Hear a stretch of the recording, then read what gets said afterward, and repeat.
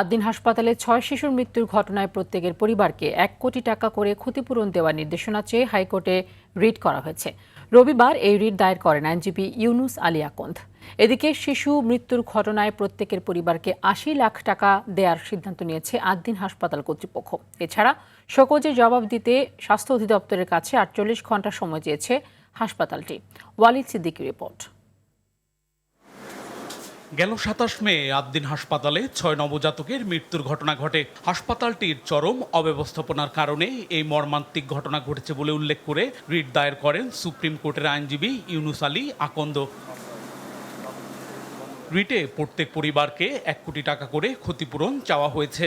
একই সঙ্গে ঘটনাটি তদন্তে উচ্চ ক্ষমতা সম্পন্ন একটি কমিটি গঠনের নির্দেশনাও চাওয়া হয়। আমি আজকে একটি রিট দায়ের করেছি এবং এই রিটে ভিকটিমের পরিবারকে প্রতি পরিবারকে ১ কোটি টাকা করে ক্ষতিপূরণ দেওয়ার জন্য এখানে আবেদন করেছি।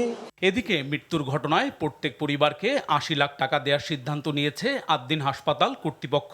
পরিবার ও কর্তৃপক্ষের যৌথ আলোচনায় এই ক্ষতিপূরণ নির্ধারণ করা হয়েছে বলে জানিয়েছেন হাসপাতালটির আইনজীবী। আদ্দিন হাসপাতাল কর্তৃপক্ষ এবং ভুক্তভোগী পরিবার সকলের সম্মতিতে একসাথে বসে ভুক্তভোগী প্রত্যেক পরিবারের জন্য ৮০ লক্ষ টাকা ক্ষতিপূরণ নির্ধারণ করা হয়েছে। একই সাথে আদ্দিন কর্তৃপক্ষ স্বাস্থ্য অধিদপ্তরের কাছে একটি চিঠি পাঠিয়ে জবাব দেওয়ার জন্য ৪৮ ঘন্টা সময় আবেদন করেছেন। এছাড়া শোকজের জবাব দিতে ৪৮ ঘন্টা সময় চাইলে তা দিতে সম্মত হয় স্বাস্থ্য অধিদপ্তর। ওয়ালিদ সিদ্দিকী, RTV, ঢাকা।